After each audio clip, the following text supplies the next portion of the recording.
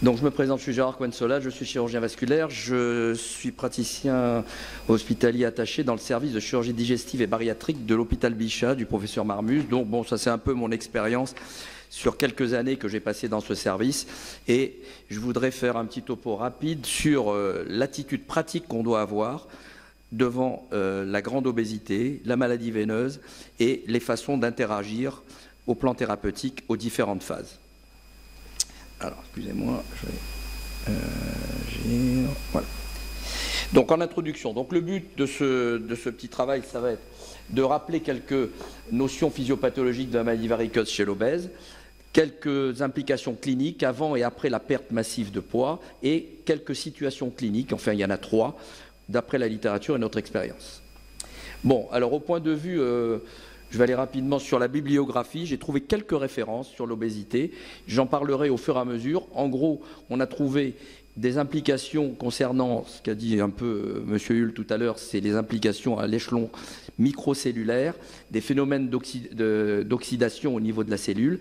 Et il y a une étude qui retrouve une corrélation chez le grand obèse, le BMI, et le taux d'une certaine enzyme, la monoamylooxydase, qui a été relevée. D'autre part, il y a aussi une étude qui étudie la plétismographie des veines chez le grand obèse, et il y aurait une corrélation entre le BMI, tous les index d'obésité, et le diamètre de la veine fémorale, le diamètre des veines, et même des facteurs positionnels qui ont été étudiés très précisément. Le reste, nous le reverrons. L'inflation adipocytaire engendrant bien sûr des phénomènes de compression et d'anoxie au niveau tissulaire qu'on verra au fur et à mesure. Alors, donc, si on résume un petit peu les mécanismes, il y a d'abord des mécanismes d'oxydation et d'élévation locale des précurseurs d'oxygène dont je vous ai parlé, avec cette fameuse enzyme MDA qui a été dosée chez l'obèse, et on trouve une corrélation. L'épidémiologie de l'obésité représente aussi un facteur indépendant, ça a été étudié dans certaines études, qui dit que l'obésité est un facteur aggravant, même en l'absence d'autres facteurs associés, c'est-à-dire hérédité, etc.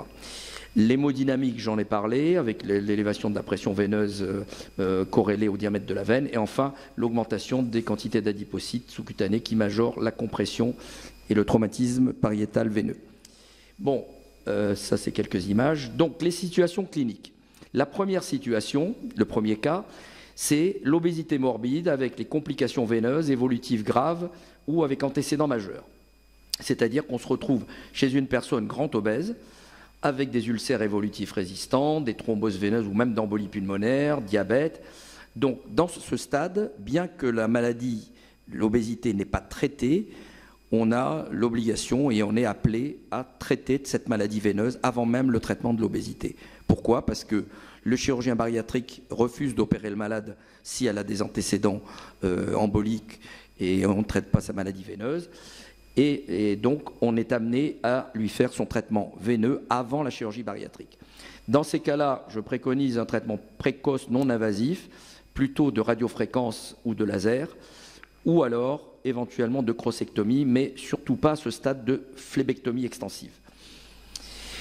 Dans le deuxième cas, cette fois-ci, c'est la chirurgie veineuse après chirurgie bariatrique. Quelles sont les indications principales?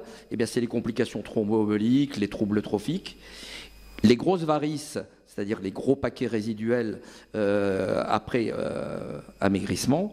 Et le risque principal, c'est le risque de rupture, le risque hémorragique, le risque thrombotique par stase veineuse, et même surtout les précautions avant la chirurgie plastique et les chloroplasties, puisque les chirurgiens plastiques en général nous demandent d'enlever ces énormes paquets variqueux parce que ça leur fait peur pour aller retirer l'excès cutané. Enfin, les autres indications, c'est le lymphophlébodème qui persiste même après l'amaigrissement, ou alors les complications trophiques et même des complications infectieuses, des ulcères, de la dermite, des poussées d'érysipèle ou d'une lésion septique, qui dans ces cas-là, de toute façon, contre-indiquent un geste de chirurgie plastique. Vous ne trouverez pas un chirurgien esthétique qui va faire des chiroplasties s'il y a un ulcère avec des germes sur cet ulcère.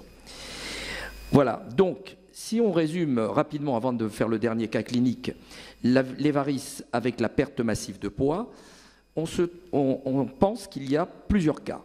Le premier cas physiologique qu'on connaît, c'est celui de la grossesse. La grossesse, il y a plusieurs facteurs qui interviennent. Il y a l'imprégnation hormonale, qui favorise bien sûr une prédisposition. Ça a d'ailleurs été étudié, je ne l'ai pas mis dans une étude, notamment aux alentours de la ménopause, avec le dosage de certaines hormones, mais surtout l'hyperpression abdominale. Excusez-moi, je reviens un petit peu en arrière. Voilà, mais surtout l'hyperpression abdominale qui, quand cette hyperpression est levée après l'accouchement, va favoriser le retour à la normale, et c'est pourquoi après une grossesse, pour peu qu'on ait pris certaines précautions chez des femmes qui étaient avec déjà un état prévariceux, avec une compression bien adaptée, on a un retour à la normale après une grossesse. De la même façon, les varices et les régimes hypocaloriques, c'est la même chose. C'est-à-dire que quand on a un amaigrissement qui est progressif, avec une diminution de l'inflation adipocytaire harmonieuse et de façon progressive associée aussi à une contention élastique, on a, j'allais dire, un restitutio ad integrum, mais on n'y a pas d'évolutivité de la maladie variqueuse à ce niveau. Alors par contre, après chirurgie bariatrique, c'est-à-dire quand on perd 40 ou 50 kilos en 6 mois, on se retrouve avec plusieurs choses. On se retrouve avec un excès cutané énorme, une fonte adipocytaire, et donc des réservoirs variqueux qui se sont extrêmement dilatés par les traumatismes pariétaux, qui deviennent des grosses poches de veines qui flottent dans ce vide sous-cutané, et ils vont persister, et vont même s'aggraver et provoquer des complications par elles-mêmes. On a relevé aussi des déséquilibres vitamino-nutritionnels, et il y a également des modifications du drainage veineux et lymphatique, une aggravation de la stase. Voilà. Ceci s'ajoute chez le grand obèse qui a maigri à plusieurs choses qu'on connaît bien. C'est d'abord la difficulté de bien mettre une contention élastique. Pourquoi? Parce que ça fait des plis, parce qu'il y a les bandes qui roulent, etc. Enfin, tout le monde connaît ça. Et là, j'insiste pour dire que le personnel infirmier qui est formé à cette contention est extrêmement important. Enfin, la chirurgie plastique de réduction cutanée, il faut donc bien en régler le timing après cette chirurgie veineuse si on doit la faire, ou attendre un petit peu pour que les réservoirs variqueux diminuent légèrement. Alors on va rentrer un peu dans le vif du sujet avec la technique chirurgicale. Pardon.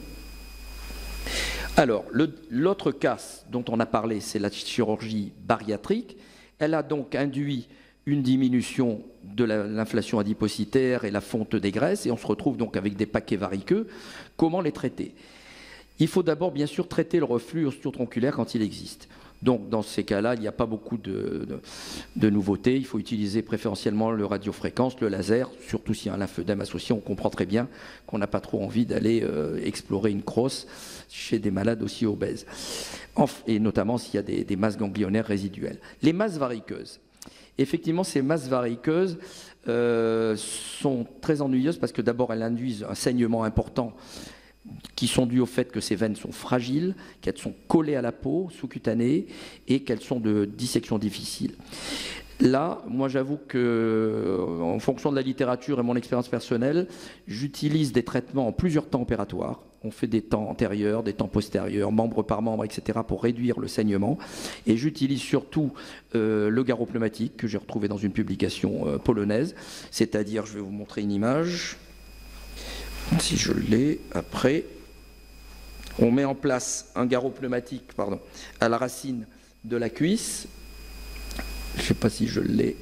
Voilà, on l'a un peu ici. Vous voyez donc un membre qui est préparé, le garrot pneumatique est en place. On gonfle environ 30 à peu près, et là on se retrouve avec des veines qui sont parfaitement vides, vous voyez, ça s'enlève très facilement, et ça facilite quand même les choses. Donc, garrot pneumatique, traitement en plusieurs temps, traitement non invasif de l'incontinence osteo-tronculaire, ligature systématique des perforantes, bien sûr, qui ont été repérées, des varices et des anastomoses, par exemple, intersaphéniennes, avec surtout, j'insiste, le rôle des ligatures, c'est-à-dire éviter les gestes au crochet et un arrachage, parce que vu le vide sous-cutané, il ne faut pas trop compter sur le temps de rétractation sous-aponévrotique de la veine qu'on a arrachée, et c'est là qu'on a des hémorragies. Parce que quand la veine se met à saigner, il y a une telle chambre sous-cutanée que ça fait des énormes hématomes. Donc des ligatures, prendre son temps et faire ça avec des temps séparés. Au point de vue des incisions cutanées, bien sûr, c'est un chirurgien qui parle, il ne faut pas hésiter à faire des incisions suffisamment larges pour se donner la sécurité, pour faire ça de façon propre et ne pas avoir de saignement post-opératoire. Alors, donc voilà, c'est ce que je résume. Donc le troisième cas particulier, on a fait après la chirurgie bariatrique, maintenant après la chirurgie plastique. C'est-à-dire que la personne a été opérée, elle a maigri. Bon, apparemment, il n'y avait pas tellement de problèmes veineux qui empêchaient la chirurgie bariatrique, mais le chirurgien a quand même fait sa cruroplastie et on se retrouve encore avec une maladie veineuse évolutive qui peut, dans les mois ou les années qui viennent, demander un geste chirurgical. Dans ces cas-là, quelques précautions quand même. Éviter impérativement l'abord crural de la jonction saphéno-fémorale, puisqu'il y a un risque important de lymphorrhée, notamment après abdominoplastie, et c'est dans ces cas-là que je préfère plutôt une radiofréquence ou un laser. Donc, surtout pas de crocectomie dans cette indication. Opérer au minimum 3 mois après cruroplastie, ou autre, et surtout parce qu'il y a un risque infectieux. Opérer un malade qui a une cruroplastie ou une abdominoplastie, même d'un laser, 1 mois après, et s'il y a une contamination au niveau inguinal, ça peut être catastrophique. La conclusion, donc l'obésité, donc, comme je l'ai dit, un facteur indépendant majeur, aggravant de la maladie variqueuse, indépendant de tout le reste, l'hérédité, la sédentarité, etc. Le traitement pendant la phase pré- et post-chirurgie bariatrique repose en grande partie, je le répète, sur des soins locaux, c'est-à-dire des soins infirmiers, des soins d'ulcères, de la contention bien adaptée. Enfin, les modalités rigoureuses précises dans le timing et l'exécution du traitement chirurgical des varices conditionnent le pronostic et la mortalité. Faire des gestes étagés dans le temps, dans l'espace et avec des précautions d'hémostase. Merci beaucoup.